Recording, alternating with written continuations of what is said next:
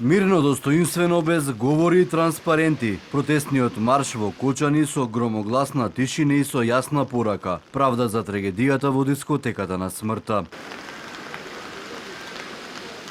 Маршот започна од градскиот парк. Колоната граѓани символично поминаа пред судот, полицијата, општинската зграда, каде учесниците со 20-минутно молчење им одадоа почит на жртвите.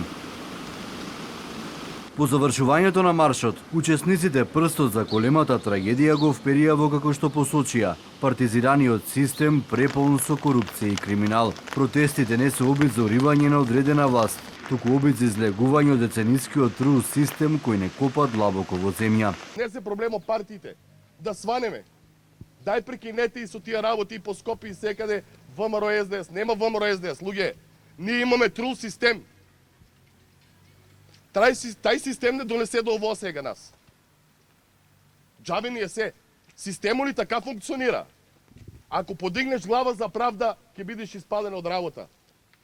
Ако подигнеш глава за правда нешто, не е битно, дека и да инспектори, јавно обвинителство, кој да дигне, ќе го испадат од работа, ќе го затворат него, ќе го наместат него. Така функционира овај систем 30 години, луѓе.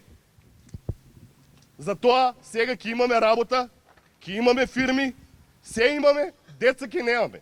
Ово е порака до сите и до владеачки и опозиција до сите. Освестете се. Да, освестете се, прекинете со тие партии, да почнеме од овај момент да ствараме едно нормално општество.